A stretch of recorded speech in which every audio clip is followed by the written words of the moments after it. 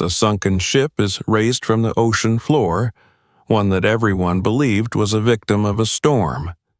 But what they found inside shocked everyone. Subscribe to the channel and write in the comments which city or country you're watching this video from. The ship had lived most of its existence as a footnote. For more than a century, it had existed only in fragmented records, half-legible insurance documents, and the occasional speculative article written by historians who never quite agreed on what had truly happened. Officially, it was a passenger vessel launched at the beginning of the 20th century, built to carry emigrants and cargo across the Atlantic at a time when steel hulls were still symbols of progress and confidence. Its loss was recorded as tragic but unremarkable. A storm, a navigational error, excessive load, and a sea that showed no mercy. Hundreds of names were marked as lost, compensation was paid, and within a few years the world moved on. That official version had endured because it was convenient. The coordinates of the wreck were imprecise, the testimonies contradictory, and the era itself forgiving toward maritime disasters. Ships vanished often enough in those years that one more did not disturb the broader narrative of progress. For decades, the vessel lay untouched on the seabed, its steel slowly surrendering to salt and pressure, its secret sealed by darkness and depth. Even among salvage specialists, it was not considered particularly promising. No famous passengers, no celebrated artwork, no legendary treasure associated with its name. Just another wreck. What changed was not history, but opportunity. Advances in lifting technology, combined with a rare alignment of funding and political clearance, made the project suddenly viable.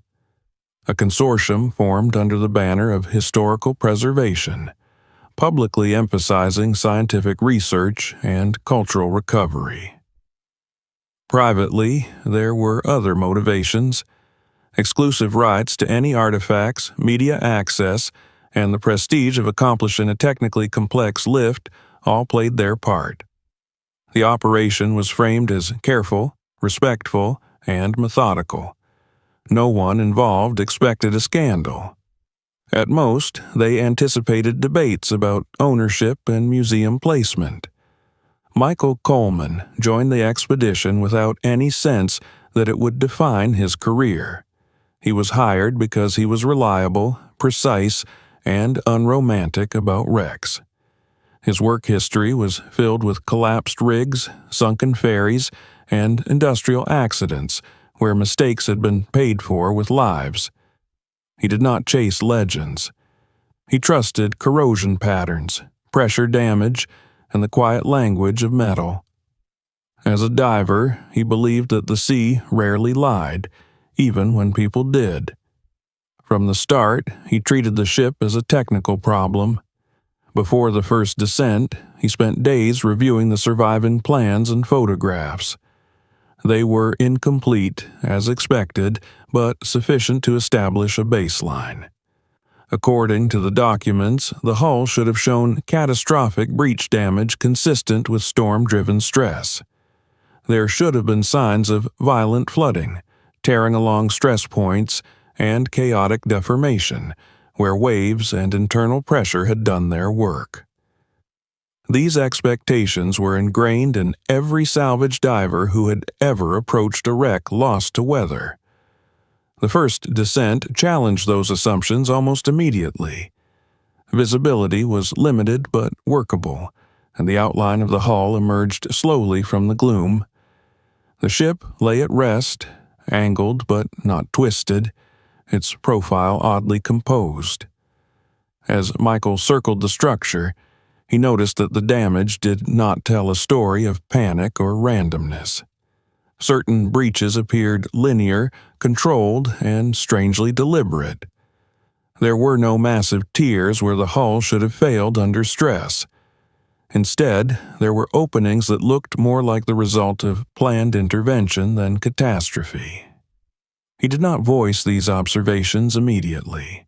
Experience had taught him that first impressions could deceive, especially underwater, where scale and perspective played tricks on the eye. He continued his survey methodically, recording footage and noting details without interpretation. Yet, as he moved along the outer decks, another inconsistency became impossible to ignore. There were no clear signs of a rushed evacuation. Lifeboat mounts were intact, not torn or twisted. Railings bore corrosion, but little evidence of desperate human traffic. It was as if the ship had gone down quietly, without the chaos that usually accompanied such disasters. The position of the wreck deepened his unease. Ships lost in storms often came to rest in contorted attitudes, their final moments reflected in their posture on the seabed. This vessel lay as though it had been guided into place, its weight distributed in a manner that suggested balance rather than collapse. Michael could not yet explain it, but the geometry felt wrong. The technical phase of the operation intensified. Engineers prepared the lifting strategy with painstaking care, aware that a century-old hull could fold under its own mass if stressed incorrectly. Cables were positioned in reinforced zones, and temporary supports were installed to stabilize weak sections. Every decision carried risk. A snapped cable or misjudged lift point could send thousands of tons of steel crashing back into the depths, potentially killing anyone too close. Tension built not from drama, but from the knowledge that failure would be final. During this phase, Michael was authorized for limited internal penetration. The access points were chosen conservatively, using existing breaches to avoid cutting into unstable sections. Inside, the ship revealed an unsettling degree of preservation. Corridors still followed their original lines, and fixtures clung stubbornly to bulkheads. Objects lay where they had fallen, not scattered by violent currents. Plates, signage, fragments of furniture all suggested a vessel that had not been torn apart by panic. It was here that Michael began noticing details that did not belong on a passenger ship. Certain doors were reinforced beyond necessity, fitted with heavier locking mechanisms than the plans indicated. Some partitions seemed newer than the surrounding structure, their metal composition subtly different. These were not the refinements of luxury or safety. They were functional, utilitarian, and out of place. He recorded everything, suppressing speculation. Salvage work demanded discipline, not imagination. Still, as he moved deeper toward the cargo holds, he encountered the anomaly that would anchor itself in his mind. Beneath layers of sediment and corrosion, the structure of the lower hull appeared thicker than expected. Where the plans showed empty volume, there was metal. Not debris, not collapse, but deliberate construction. A secondary layer. Michael paused longer than protocol recommended. He traced the seams with his gloved hand, following the rivet patterns. They were not original.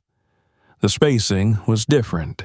The technique slightly more modern than the surrounding framework. This was not damage.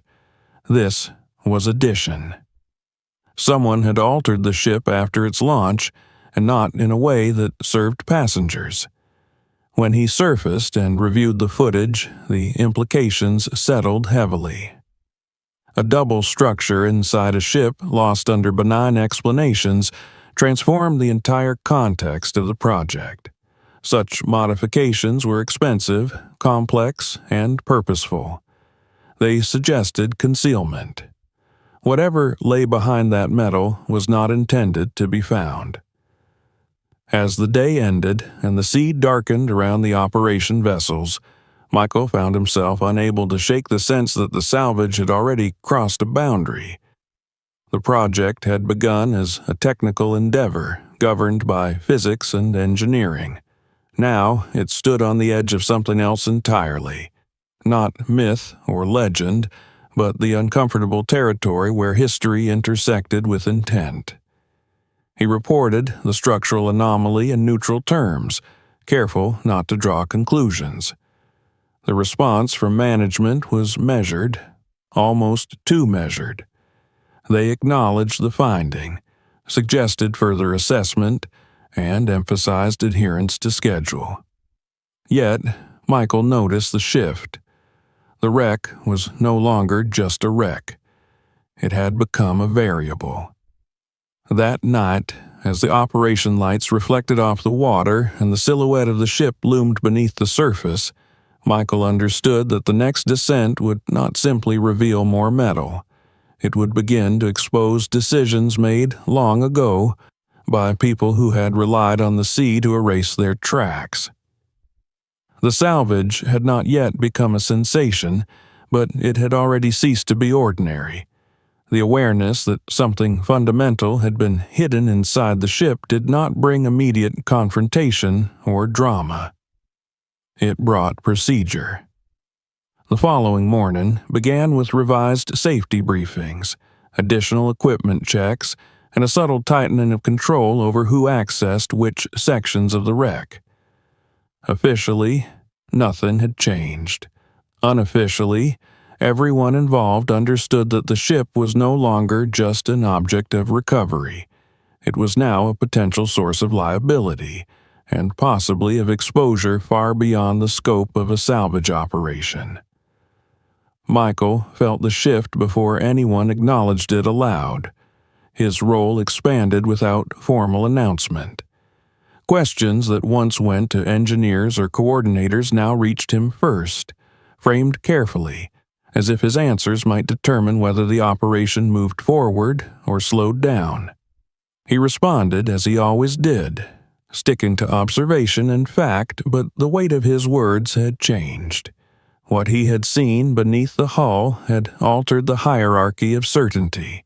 The second descent was planned with greater caution. Additional lighting rigs were mounted, and portable cutting tools were prepared, though their use was restricted. The mandate was clear: observe, document, and avoid irreversible actions unless absolutely necessary. Weather forecasts tightened the schedule, and the sea showed signs of turning, which added pressure to complete internal surveys before conditions worsened. When Michael re-entered the ship, the interior felt different. It was not fear or imagination, but awareness. He was no longer exploring a historical ruin. He was walking through a structure that had been deliberately reshaped.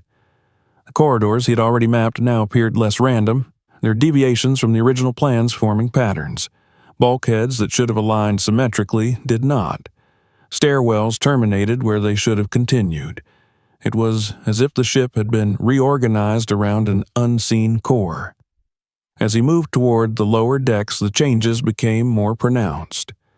The passenger areas, though decayed, still bore the marks of their intended function. Decorative elements, numbering systems, and layout logic all spoke of efficiency and volume, not secrecy. Below them, the language of the ship changed. Surfaces were bare, paint stripped or never applied, corners reinforced, and passageways narrowed. These spaces were not designed to be seen, only used. The first reinforced door he encountered was not locked, but it resisted movement far more than a standard internal door should have. Its hinges were heavier, the frame welded into the surrounding structure. When he pushed it open, the sound carried unnaturally, echoing through a space that felt enclosed beyond its dimensions. Inside was a compartment that did not exist on any surviving blueprint. It was small, rectangular, and empty, save for anchor points embedded in the walls and floor. Their purpose was unmistakable, though Michael did not name it yet, even in his own thoughts. He continued, documenting everything with steady precision. Each anomaly was recorded against timestamps and spatial markers. He noted variations in metal thickness, differences in rivet style, and seams that interrupted the original flow of the hull. These were not repairs. Repairs followed damage. These additions followed intent. As he descended further, the double structure revealed itself more clearly. The ship possessed a second internal skin, an added layer that created voids between the original hull and the modified interior. These voids were not uniform. Some were narrow, barely wide enough for a person to squeeze through. Others opened into larger cavities, sealed off with crude but effective welding. Ventilation shafts had been rerouted to accommodate them, disguised among legitimate systems. Michael stopped at one such junction and deployed a fiber optic scope through a narrow seam. The camera feed revealed stacked shapes in the darkness beyond. Rectangular, uniform, arranged deliberately. The edges caught the light briefly before vanishing again into shadow. He did not attempt entry. Even without opening the compartment, the implications were clear. Whatever was inside had been placed there methodically, with time and resources. As he worked, signs of human presence appeared where none should have been. Scuff marks on steel floors, worn not by maintenance traffic but by repeated pacing. Scratches at eye level, uneven and hurried. Remnants of fabric caught in corners, reduced to fibers by time but still identifiable as clothing rather than insulation. These details did not align with cargo handling. They spoke of confinement. In one narrow corridor, he found a series of metal rings embedded along the wall at regular intervals. They were not part of any standard maritime system. Their placement was too deliberate, their wear too specific. The corrosion patterns indicated long-term stress, not decorative attachment. Michael paused longer here, steadying himself against the bulkhead as he recorded them. He understood now that the ship had carried more than goods. It had carried people who were not meant to be accounted for. The deeper he went, the more the atmosphere changed. Sound behaved differently, absorbed rather than reflected. The air felt heavier, though that was likely psychological rather than physical. Yet Michael trusted such sensations. They often accompanied spaces shaped by human suffering, even when all visible traces had eroded away. Pressure from above began to surface through procedural channels. He received instructions to prioritize certain areas and defer others. The language was cautious, framed around efficiency and risk management, but the pattern was unmistakable. The zones of greatest anomaly were the ones leadership preferred to postpone. Michael complied outwardly, but internally he adjusted his path to ensure that nothing significant went undocumented. He encountered the access point to the double floor near the aft cargo hold. It was a hatch disguised beneath layers of sediment and debris, its outline visible only because the surrounding corrosion had behaved differently. The hatch was sealed, its locking mechanism simple but effective. The metal bore signs of manual handling, scratches consistent with repeated opening and closing, not emergency use. This was an operational space, not a forgotten corner. Michael ran his hand along the hatch, tracing the welds. They were rough, functional, and executed without concern for aesthetics. Whoever had done this work had not expected inspection. They had relied on the ocean to finish the job. At this depth, time became a constraint. The dive profile allowed limited exploration before ascent was mandatory. Michael backed away from the hatch, resisting the impulse to force it. Opening it underwater could destabilize the surrounding structure and compromise the integrity of whatever lay beyond. More importantly, it could destroy context. He had learned long ago that evidence mattered more than discovery. When he returned to the surface and reviewed the collected data, the picture sharpened. Engineers confirmed his observations about the second skin. Metallurgical analysis suggested that some of the additions had been made shortly before the ship's final voyage. They were not part of its original construction or early modifications. Someone had altered the vessel with urgency. Discussions among the leadership grew tense. The language shifted from salvage to compliance, from recovery to exposure. Legal advisors became more visible, their presence justified by the growing likelihood that the ship's contents would trigger claims and investigations. The project was still moving forward, but its momentum was no longer purely technical. Michael found himself at the center of an unspoken conflict. He represented the point where observation became interpretation. His documentation carried weight precisely because it was restrained. He did not speculate publicly, but his findings spoke loudly enough on their own. As preparations began for lifting the ship clear of the seabed, Michael understood that the internal survey had reached a threshold. The second skin was no longer a curiosity. It was a boundary. Beyond it lay answers that could not remain confined to steel compartments and archival footnotes. The final moments of the chapter unfolded without ceremony. As the ship was secured for ascent, Michael took one last look at the hatch leading into the hidden lower space. It remained closed, silent, and patient. Whatever it concealed had waited more than a century. It could wait a little longer. But it would not remain hidden once the ship broke the surface. The operation was moving upward now, and with it, the weight of what had been buried inside the hull was beginning to rise toward daylight. The ascent of the ship was not a single moment, but a prolonged ordeal stretched across hours of controlled strain. Steel cables groaned under tension, cranes adjusted their angles by fractions, and the sea itself seemed reluctant to release what it had held for more than a century. When the hull finally breached the surface, it did so without drama, rising slowly, shedding water in heavy sheets that cascaded back into the ocean. There was no triumphant cheer. Only silence, broken by the sound of pumps and the constant hum of machinery. From a distance, the ship looked like a wounded animal dragged from deep water, its rusted body sagging under its own history. Up close, the damage appeared more selective than catastrophic. The structure held together better than expected, confirming the engineer's cautious optimism and reinforcing Michael's growing conviction that the vessel had not met its end through uncontrolled chaos.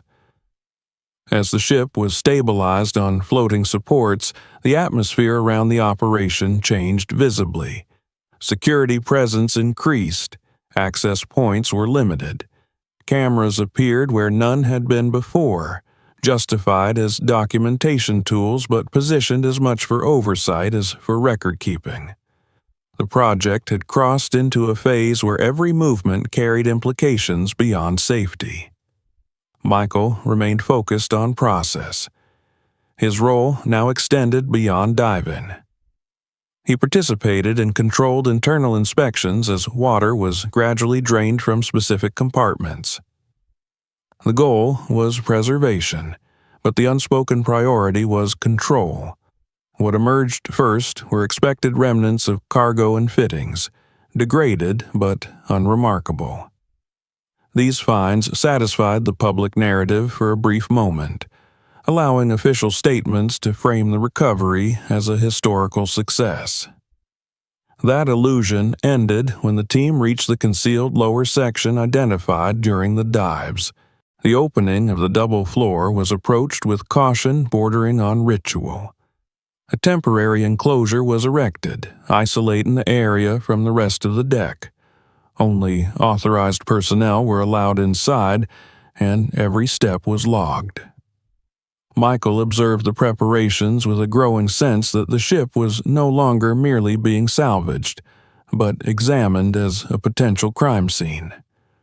When the first panel was removed, it revealed not debris, but order. Beneath the outer layer lay a cleanly constructed cavity, its edges sharp where corrosion had been slowed by isolation. Inside were rows of crates, stacked with precision, their arrangement too deliberate to be accidental. The wood was darkened by moisture, but the structure remained intact, reinforced with metal bands that bore markings faint but legible. The first crate was opened under the supervision of multiple observers. The lid came away with resistance, releasing a smell that was not rot but age. Inside, wrapped in layers of oilcloth and fabric, lay metal bars that caught the light even through corrosion. Gold, unmistakable in color and density, heavy in a way that no substitute could mimic. The reaction was immediate but contained. There were no exclamations, no sudden movements. The presence of gold did not inspire excitement so much as calculation. This was not a forgotten hoard or a personal fortune. The markings told a different story. Stamps from multiple financial institutions, dates spanning several years, and serial numbers arranged in systematic sequences. This was not wealth hidden in desperation. It was wealth in transit. As more crates were opened, the scale of the shipment became undeniable. Coins and bars filled the compartment, each unit recorded with a precision that mirrored bank vault procedures. Michael watched as specialists cataloged the finds, their professionalism strained by the implications unfolding before them.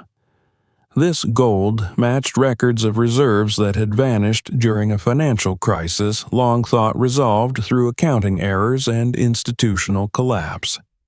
Within hours, external experts were summoned. Representatives from financial authorities, historians, and legal observers arrived under conditions of confidentiality that did little to conceal the magnitude of the discovery.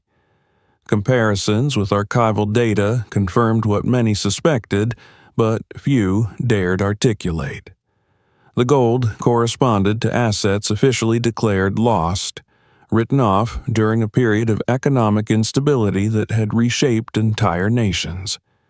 The ship was no longer just a maritime artifact. It had become evidence. Michael found himself observing not only the gold, but the reactions it provoked. Conversations grew guarded. Phrases like jurisdiction and precedent surfaced repeatedly. Ownership became a contested concept before the last crate was even opened. Banks began asserting historical claims. Governments weighed in cautiously, aware that acknowledgement could reopen unresolved chapters of economic history. Amid this controlled chaos, Michael noticed a parallel effort unfolding quietly. Certain individuals attempted to limit access to the compartment, suggesting that documentation proceed selectively, prioritizing preservation over transparency. There were proposals to remove the gold for safekeeping before full analysis, framed as risk mitigation. Each suggestion, taken alone, sounded reasonable. Together, they formed a pattern. Michael documented everything. He did not argue. He did not accuse. He simply ensured that every movement, every decision, left a trace. He understood that evidence did not vanish only when stolen. It disappeared when context was lost. As the investigation expanded, attention shifted outward.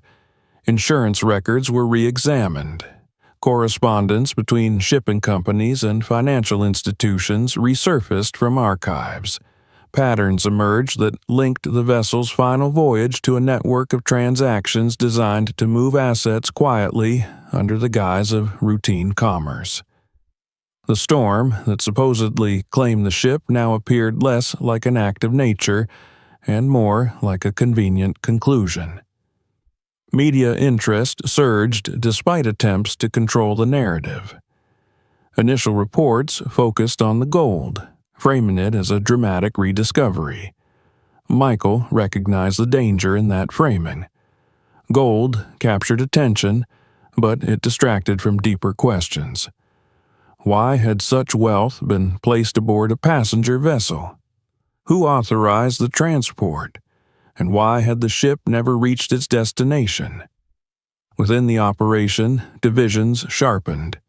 Some participants viewed the discovery as vindication, a justification for the risk taken. Others saw it as a threat, capable of consuming careers and institutions alike. Meetings grew tense. Decisions were delayed. The project that had once moved with mechanical efficiency now advanced cautiously, burdened by its own significance. Michael's role became increasingly delicate. As the diver who had identified the hidden structure, he was both indispensable and inconvenient. His findings anchored the investigation, but they also prevented simple resolutions. He felt the pressure indirectly, through reassigned tasks and subtle exclusions from certain discussions. Still, his documentation spoke for itself, immune to reinterpretation. The gold had changed everything, but it had not explained everything. As attention fixated on wealth, Michael remained focused on the spaces beyond the crates. Adjacent to the compartment, partially concealed by structural supports, were passages that led deeper into the modified hull. They were narrow, uninvited, and reinforced in ways that suggested containment rather than storage. Late in the day, as light faded and operations slowed, Michael returned to those passages. With authorization secured through persistence rather than invitation, he entered one of the sealed corridors. The air inside was stale, carrying a weight that had nothing to do with oxygen levels. His light revealed surfaces marked by contact, not cargo handling. Scuffs, dents, and abrasions at human height. The traces of movement where movement had not been intended. He stopped before a door that differed from the others. It was reinforced, not to protect what lay inside, but to prevent escape. The handle was worn smooth, the metal around it scarred in a way that spoke of repeated use under stress. Michael did not open it. He did not need to. The presence of the gold had already revealed motive. This door hinted at method. When he stepped back into the open air of the deck, the ship stood transformed in his perception. It was no longer a singular mystery, but a convergence of many. Wealth, secrecy, and now the unmistakable signs of human confinement. The recovery had exposed the first layer of truth, but beneath it lay a story far heavier than gold. As night settled over the operation, floodlights cast long shadows across the rusted hull. Michael watched as guards took positions and crates were sealed under official seals. The ship had survived the ascent intact. Its secrets had not. The fracture had begun, not in steel, but in the story that had held for over 100 years. And Michael knew that the deeper compartments, still unopened, would ensure that the fracture could never be repaired. The discovery of gold should have satisfied the hunger for answers. It provided motive, scale, and a narrative that the public could understand easily. Wealth hidden, transported in secret, lost at sea. It was a story with familiar contours, one that could be contained within legal arguments and financial restitution. Yet, within the hull, beyond the gleam of metal and stamped serial numbers, another story waited, one that could not be framed as profit or loss. The decision to open the reinforced doors adjacent to the gold compartment was delayed under layers of procedure. New teams arrived, bringing with them forensic specialists and representatives of multiple authorities. The ship was now officially treated as a restricted site, governed by protocols more common to crime scenes than salvage yards. Every movement was recorded, every action justified in writing. What had begun as caution now bordered on fear. Michael observed these preparations with a growing certainty that what lay behind those doors would change the tone of everything that followed. The signs he had seen during his dives had not been ambiguous. They pointed to human presence under conditions that did not align with transport or shelter. Still, confirmation required evidence that could withstand scrutiny, not intuition. When the first reinforced door was opened, it resisted longer than expected, its hinges corroded yet stubborn, as if unwilling to yield after a century of silence. The sound it made when it finally gave way echoed through the compartment, a dull metallic groan that seemed to linger. The air that escaped carried no dramatic stench, only a stale, enclosed heaviness, the residue of a space that had not been meant to breathe freely. Inside, the room was narrow and bare. The walls were close enough to suggest confinement rather than efficiency. Along one side ran a series of crude bunks welded directly to the bulkhead, their frames warped by time but unmistakable in purpose. They were not arranged for comfort or privacy, but for density. On the opposite wall, metal rings were set at regular intervals, each bearing marks of prolonged stress. The floor beneath them was worn smooth in narrow arcs, patterns that spoke of restrained movement. No one spoke as the room was documented. Cameras captured every surface, every mark, while forensic specialists moved slowly, as if afraid that haste might erase something fragile. Michael stood back, watching, his earlier observations now confirmed with brutal clarity. This had not been a storage space or an improvised shelter. It had been a holding area. As adjacent compartments were opened, the pattern repeated with variations that suggested different functions within the same system. Some rooms were larger, divided by low partitions that offered the illusion of separation without real privacy. Others were smaller, windowless, their doors reinforced beyond necessity. In several, remnants of personal items lay scattered, too mundane to have been preserved intentionally. Fragments of clothing, worn shoes, a small tin container that once held something edible. Objects that told no grand story on their own, but together formed a record of ordinary lives reduced to inventory. On the walls, faint markings emerged as light and moisture revealed what corrosion had partially concealed.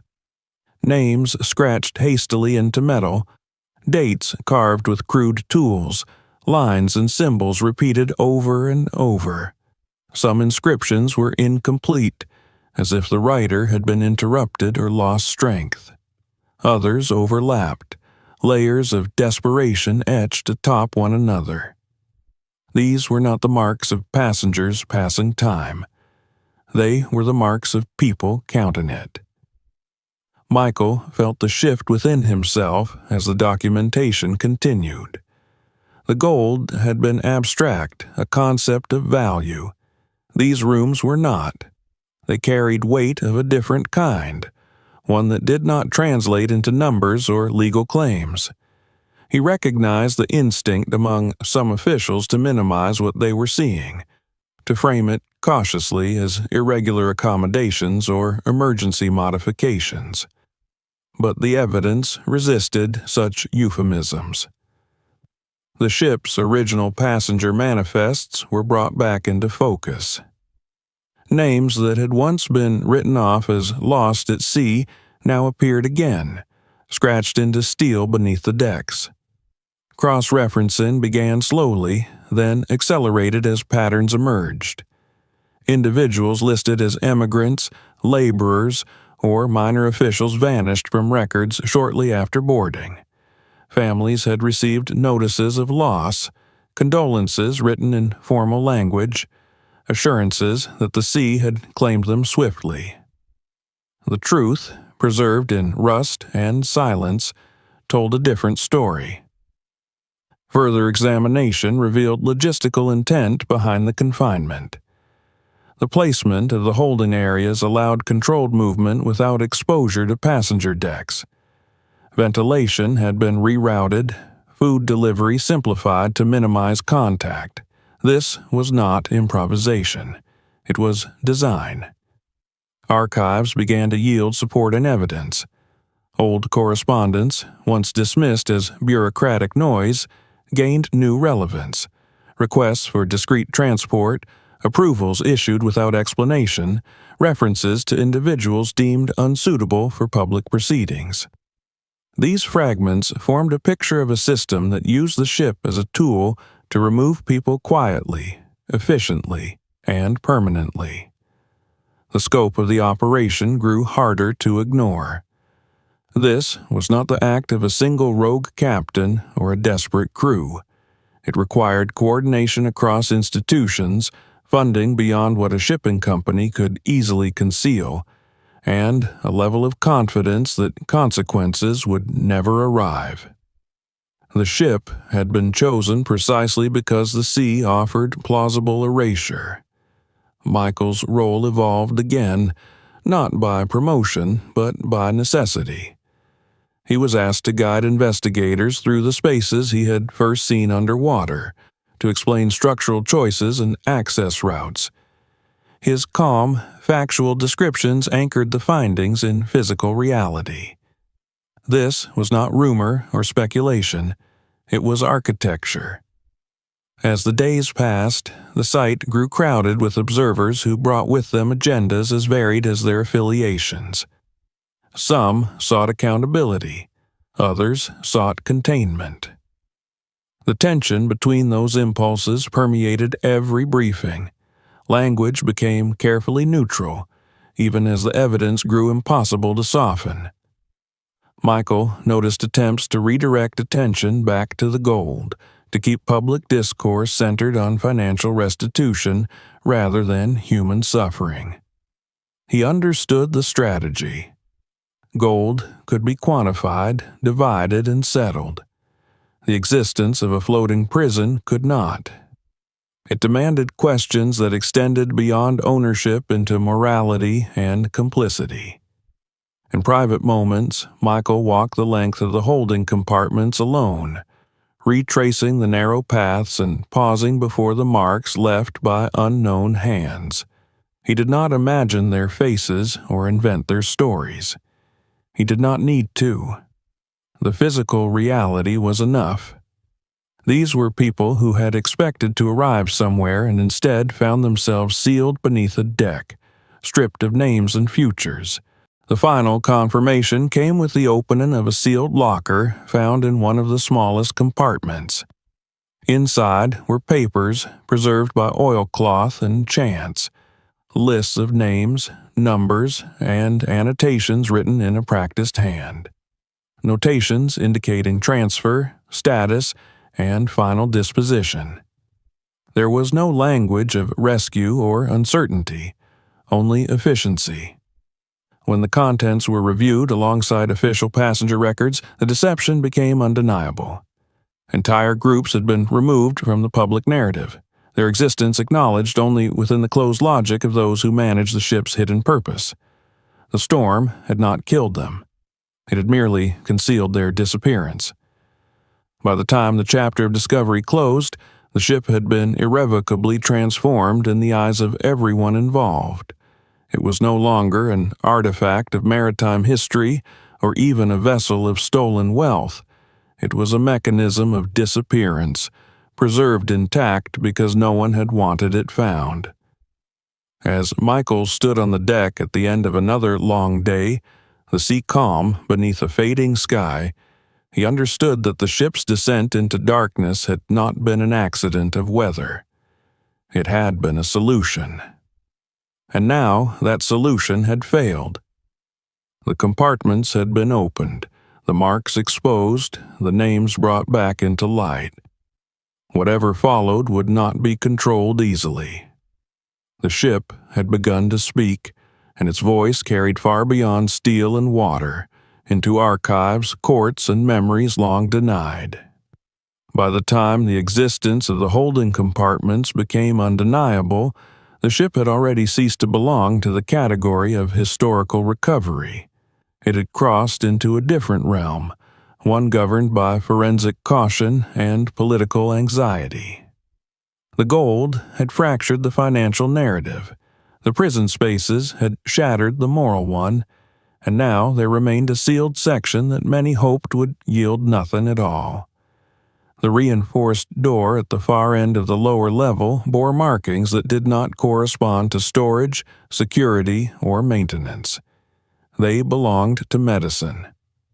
The decision to open the isolated section was delayed longer than any previous step, not because of technical difficulty, but because of what it implied. Medical spaces carried a different kind of consequence. They raised questions of contamination, liability, and responsibility that could not be settled by ownership claims or historical distance. Before access was granted, specialists in biological risk were brought in, and the ship was placed under protocols usually reserved for hazardous environments. Protective suits were issued, air samples taken, and the surrounding compartments sealed off to prevent cross-exposure. Michael watched these preparations with a growing sense of inevitability. The patterns uncovered so far suggested intent at every level: confinement, secrecy, logistics, financing. A medical section fit too well into that structure to be incidental. When authorization finally came, it did so with restrictions layered so heavily that they revealed more than they concealed. Someone expected consequences. The door opened slowly, releasing air that had been trapped for more than a century.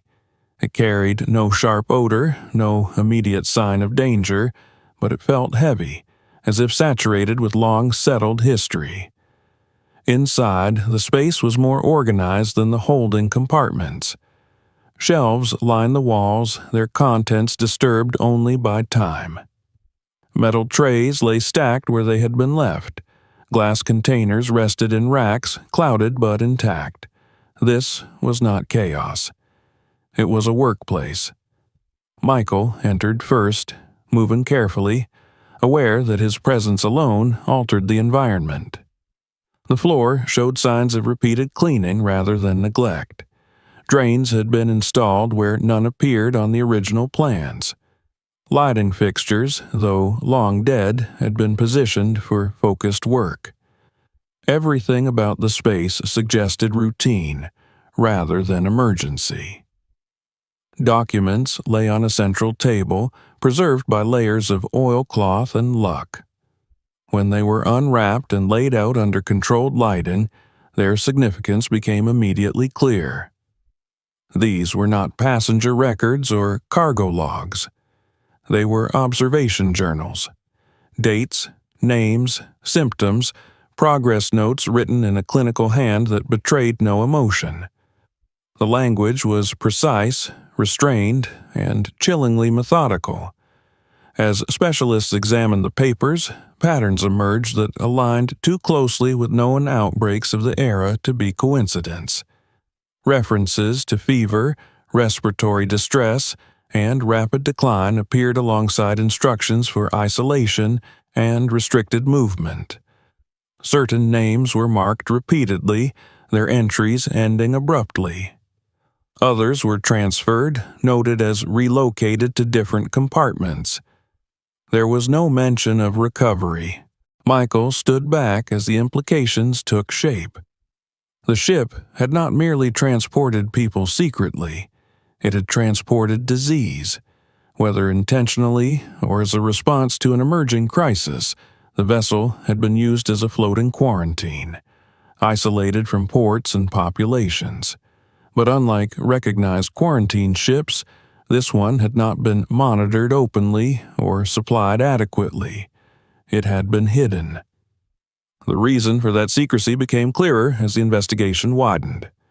During the period of the ship's final voyage, governments faced intense pressure to maintain stability. Migration surged, economies strained, and public fear of contagion threatened trade and order. Acknowledging a dangerous outbreak among passengers would have meant port closures, economic disruption, and political fallout. Silence was easier. The ship offered a solution that satisfied multiple interests. Gold could be moved discreetly, people could be removed without trial or attention, and those carrying illness could be isolated beyond public view. It was efficiency cloaked as necessity. Further evidence reinforced this conclusion. Communications recovered from archives referenced instructions not to dock, to alter course, to remain offshore until further notice. There were no plans for treatment or evacuation, only containment. The medical journals recorded dwindling supplies, worsening conditions, and decisions made with limited options and diminishing concern for outcomes. At some point, the calculus shifted. The ship, burdened with gold, weapons, prisoners, and disease, became a liability rather than an asset. Its continued existence posed too many risks. Witnesses could survive. Records could surface. Disease could spread. The simplest resolution lay beneath the waves. The manner of the ship's sinking supported this interpretation. Structural analysis confirmed controlled flooding rather than catastrophic failure. Valves had been opened deliberately. Certain compartments were sealed while others were sacrificed, guiding the vessel into a descent that preserved its core structure while ensuring it would not be salvaged easily with the technology of the time. The storm provided cover, a narrative that required no further explanation. As these findings accumulated, public interest intensified despite attempts to manage information. Reports leaked, framed cautiously but unmistakably. Descendants of those listed in the journals began to come forward, drawn by names that matched family histories of disappearance. Legal inquiries expanded from financial restitution to human rights violations, even across the vast distance of time. Within the operation, the pressure became palpable. Officials who had once spoken confidently now deferred decisions. Meetings grew longer, outcomes vaguer. There was an unspoken hope that the sheer complexity of the case would dilute accountability. Michael felt that pressure most acutely in the quiet moments, when he was asked to clarify details that others preferred remain ambiguous. He did not editorialize. He did not assign blame. He described what he saw, what the structure revealed, what the documents confirmed. The ship had been altered to isolate, confine, and conceal. Its final descent had been engineered, not endured. The medical section, once fully documented, closed the circle that the gold and prison spaces had opened. Together, they formed a single coherent operation driven by profit, control, and fear. Each element supported the others. Remove any one, and the system would have failed. As Michael exited the sealed area for the last time, he felt no sense of completion, only weight. The ship had not been a victim of circumstance. It had been used, then discarded. Those who suffered within it had been calculated into decisions made far from the sea by people who trusted that water and time would erase responsibility. Standing on the deck as the sun dipped low, casting long shadows across the rusted hull, Michael understood that the story had reached a point of no return. The medical journals could not be reburied. The logic that had sunk the ship could not be reframed as accident. What followed would involve governments, courts, and historical reckoning. The ship had been sent to the bottom to prevent exactly this moment. And now, brought back into the light, it demanded answers that no amount of distance could absolve. By the time the medical section had been sealed and cataloged, the ship had become something far more dangerous than a relic. It was now a convergence point for crimes that spanned finance, politics, public health, and human rights. Each revelation deepened the sense that the vessel's final voyage had been orchestrated with ruthless clarity. Yet, even after the exposure of the quarantine measures and the deliberate sinking, one question remained unanswered. Why had the ship been worth such an elaborate operation in the first place? Gold explained part of it. Silence explained another, but neither fully justified the scale of coordination that had been uncovered. The answer lay deeper in the hull, in a section that had been deliberately obscured not only by structural modifications, but by layers of false documentation. The aft cargo holds, listed in surviving manifests as carrying agricultural equipment and industrial materials, had remained unopened longer than any other area. The delay was attributed to safety concerns, corrosion risks, and unstable decking. Those explanations were technically valid, but Michael recognized the pattern by now. Every delay coincided with significance. When preparations finally began, they did so under the strictest controls yet imposed. Explosive ordnance specialists were brought in, their presence officially justified by the possibility of hazardous materials from the early 20th century. In reality, their involvement signaled a level of expectation that no one voiced openly.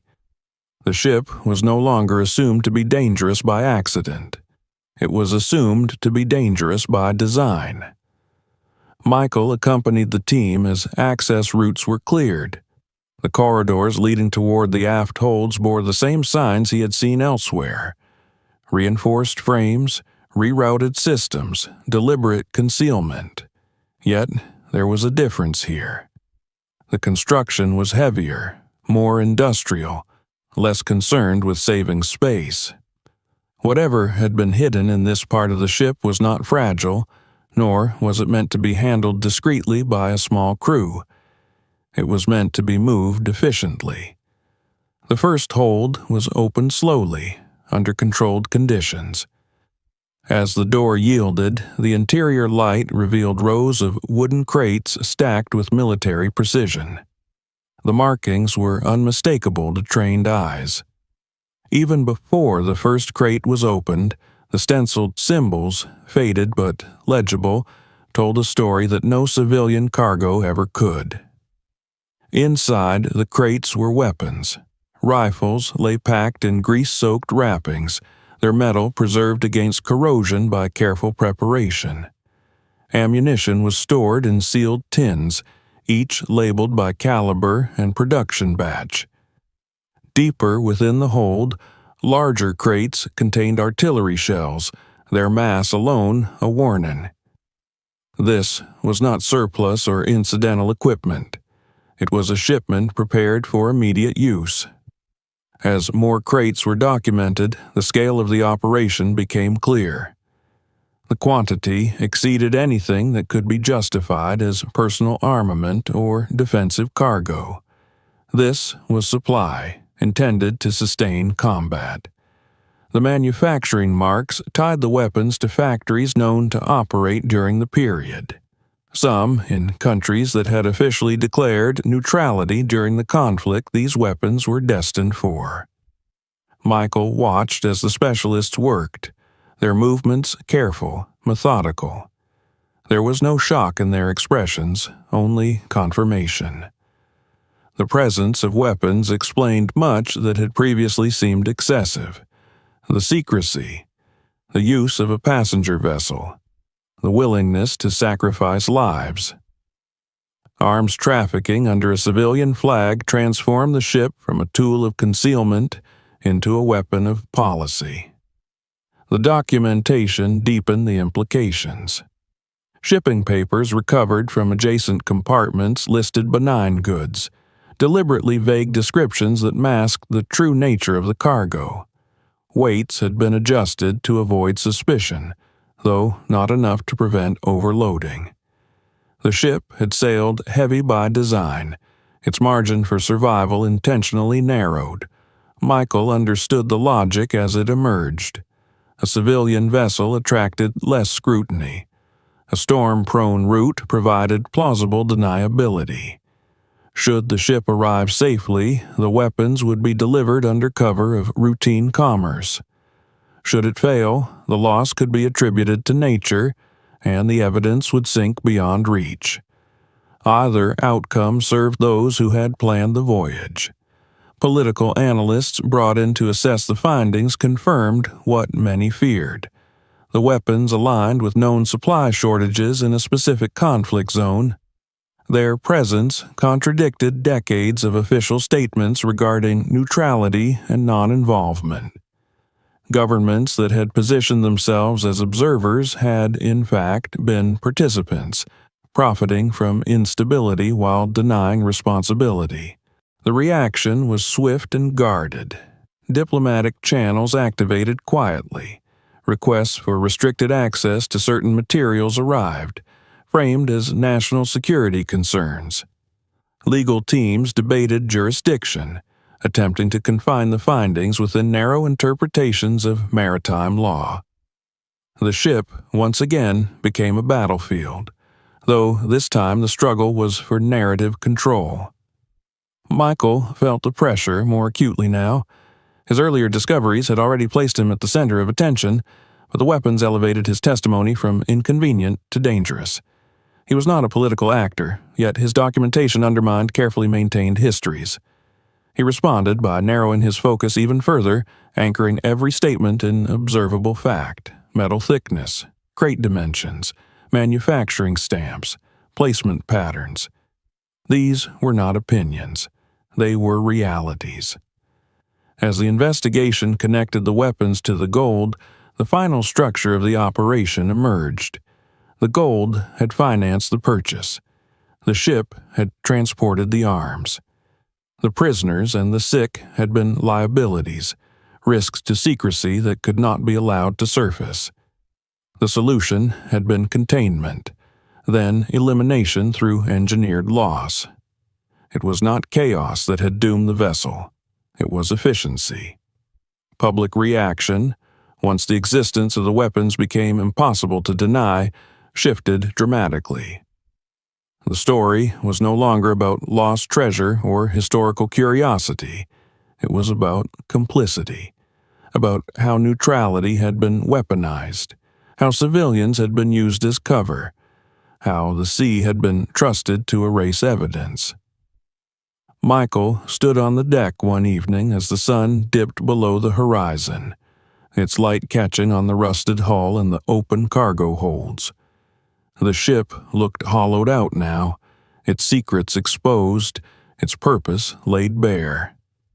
He felt no satisfaction in the revelations, only a growing awareness of the cost borne by those whose names had been scratched into steel below.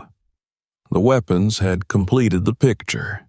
They explained the urgency, the scale, the willingness to sacrifice. They connected the ship's story to conflicts far beyond its decks, to decisions made in offices where human lives were variables and distance was protection. As the chapter closed, Michael understood that the remaining mystery was not what the ship carried, but who had authorized it, and how many had benefited while pretending innocence. The answers would not be found in the hull. They would be found in records, testimonies, and resistance. The ship had been raised from the sea, but the forces that had sunk it were still very much alive. By the time the weapons were fully cataloged, the ship no longer held any physical surprises. Its steel body had surrendered every hidden compartment, every reinforced corridor, every lie welded into its structure. What remained unresolved was not material, but human. The ship had revealed what it carried and why it had been sacrificed.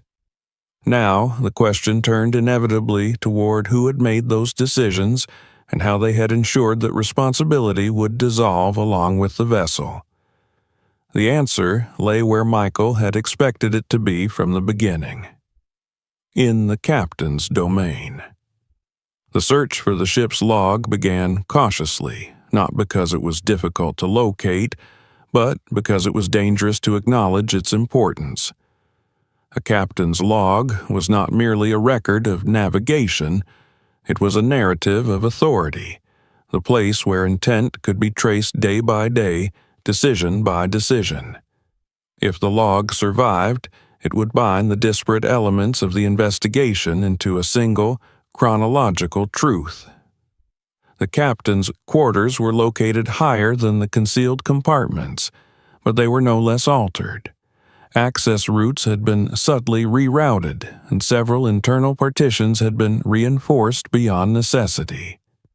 When Michael entered the space with investigators, the atmosphere shifted again. Unlike the lower decks, this area showed signs of comfort and control. Furnishings, though degraded, reflected status rather than utility. The contrast between this space and the prison-like compartments below was stark and deeply unsettling. Initial searches yielded nothing. Drawers were empty, shelves bare. It was clear that someone had anticipated scrutiny. Either the log had been removed before the sinking, or it had been hidden with care. Michael studied the room not as a place of rest, but as a workspace. Captains of that era were meticulous.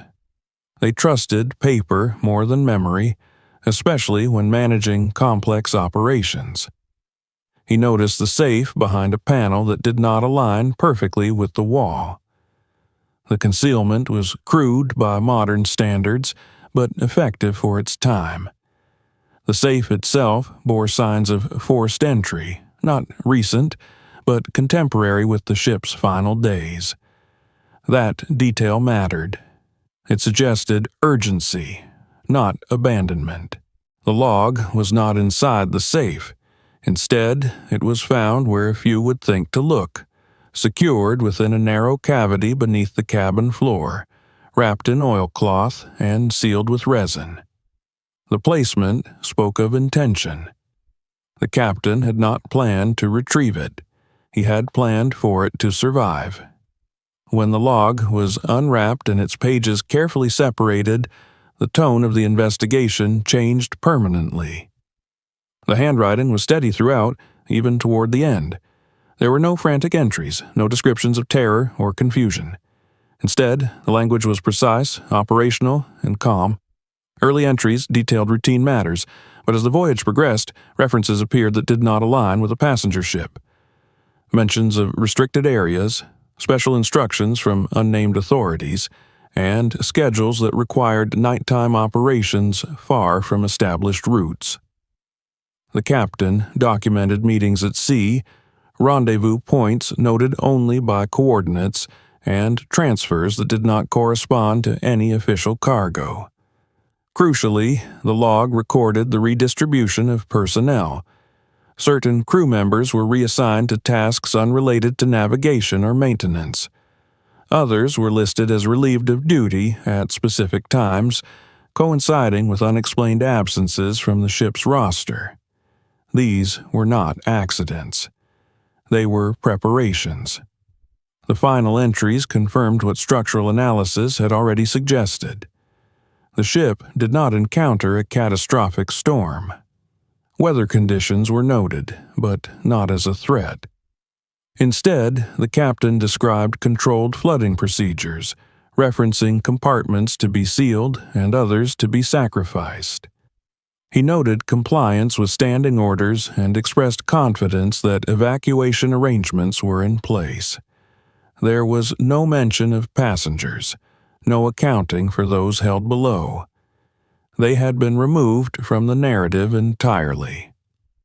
Further analysis revealed how the captain and select crew members had survived. The log referenced a secondary vessel, unnamed but identifiable through coordinates and timing. Lifeboats were launched not in panic, but according to plan. Supplies had been staged, personal belongings removed in advance. The ship was abandoned deliberately, left to sink with those deemed expendable. Michael felt the weight of these revelations not as shock, but as confirmation. Everything he had seen within the hull now aligned with a human logic that was cold, consistent, and methodical. The ship had not failed. It had been executed. Tracing the aftermath required work beyond the vessel itself. Names from the crew list were cross-referenced with immigration records, census data, and corporate registries. Patterns emerged quickly. Several individuals reappeared under altered identities within a decade of the sinking. They relocated to countries that did not question documentation aggressively. They entered industries tied to shipping, finance, and manufacturing. Their wealth appeared suddenly without clear origin. Businesses were founded, properties acquired, influence cultivated. The gold that had vanished with the ship had not been lost. It had been laundered through lives rebuilt under new names. Descendants began to surface as the investigation progressed. Some came forward voluntarily, seeking to distance themselves from the findings. Others arrived through legal channels, asserting claims to the recovered gold. Their arguments relied on inheritance, on the assumption that time had dissolved accountability. They underestimated the endurance of evidence. The tension surrounding Michael intensified as his documentation connected the physical findings to human trajectories. Attempts were made to challenge his credibility, to frame his conclusions as interpretation rather than observation. He responded by narrowing his testimony further. He spoke only of what could be measured, traced, and verified. The log's handwriting matched known samples. The coordinates corresponded with known shipping routes. The dates aligned. Behind closed doors, pressure mounted to limit publication. Officials argued that exposing the full scope of the operation would destabilize long-standing diplomatic narratives. The past, they insisted, should remain in the past. Michael understood the argument. He rejected it. The log entries were released in part, then in full, as legal challenges made containment impossible. The public response was immediate and unforgiving. The ship was no longer a mystery. It was a case study in how institutions protected themselves by erasing people. For Michael, the most difficult moments came not during briefings or testimony, but in the quiet hours when he reviewed the names scratched into steel below decks and compared them to the omissions in the log. The captain had recorded everything except the existence of those who suffered most. Their erasure had been deliberate, absolute. As this chapter of the investigation closed, Michael recognized that the ship's story was nearly complete. The materials had been recovered, the mechanisms exposed, the perpetrators identified, even if they could not be punished directly. What remained was not discovery, but consequence. The ship had been sunk to end a story. Instead, it had preserved it, waiting for the moment when steel and paper could speak louder than silence. The publication of the captain's log marked the moment when the ship ceased to be an object of investigation and became a matter of reckoning. What followed was no longer driven by divers, engineers, or archivists, but by institutions that had spent generations perfecting the art of delay. Committees were formed, statements drafted, and language carefully chosen to soften what could no longer be denied. The ship had been sunk deliberately. It had carried gold, weapons, prisoners, and the sick. It had served interests that extended far beyond its decks. Now, the question was not whether the truth was known, but how much of it would be allowed to stand unchanged. Official conclusions emerged slowly, wrapped in dense reports and appendices that few outside professional circles would ever read in full. The tone was measured, almost apologetic in its caution. Words like crime and murder were avoided, replaced with phrases such as systemic failure, ethical breach, and historical context. Responsibility was described as diffuse, spread across an era rather than anchored to individuals. Time, it was argued, complicated justice.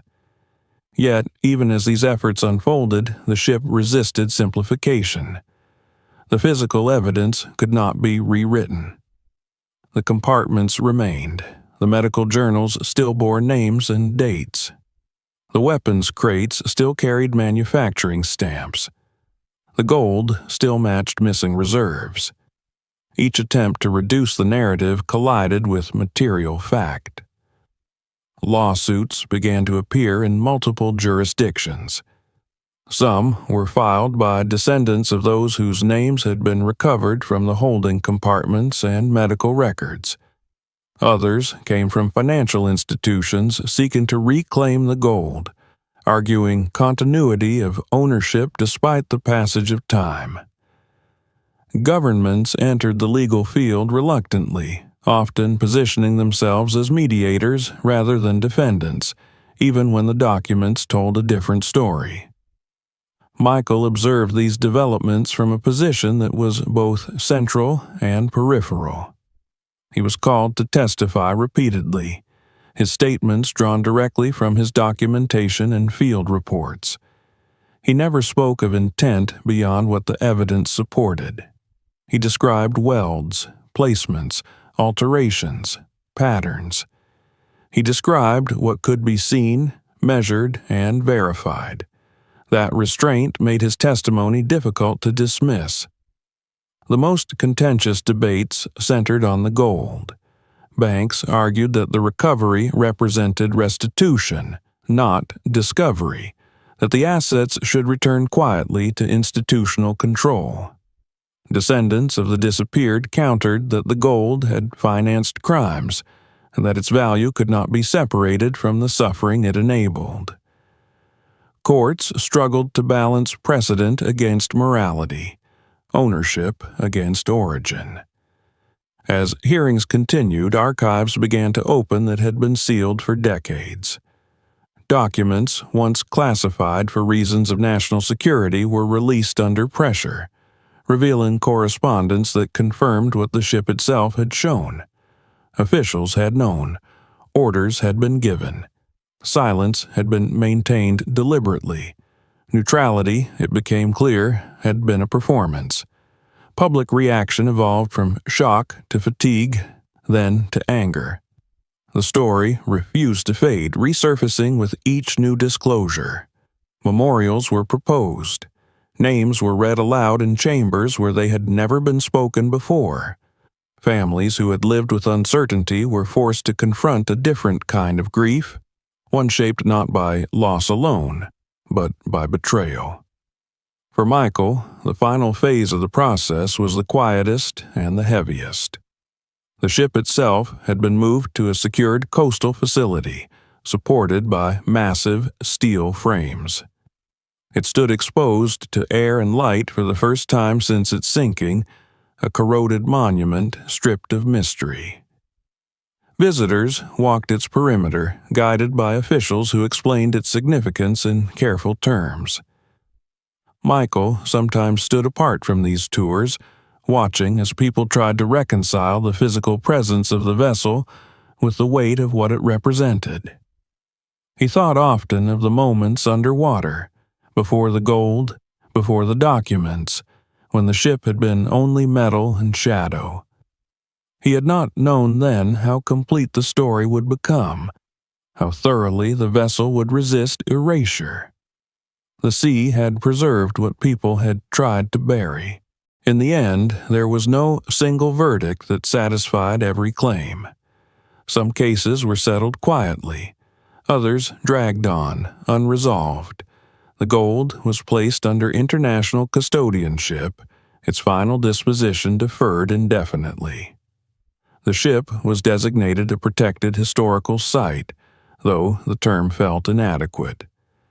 What mattered most to Michael was not the outcome of any particular ruling, but the permanence of the record. The compartments had been mapped, the names documented, the decisions traced. The story could no longer be reduced to a storm or a navigational error. It existed now as a sequence of choices, made by people who believed distance and time would shield them. On his final visit to the site, Michael walked along the hall, his hand brushing against the rough surface where rust flaked away under his fingers.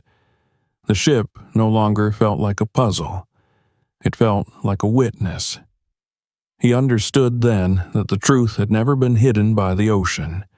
It had been hidden by people, by agreements, by silence. The sea had only held it intact until someone was willing to look without expecting comfort.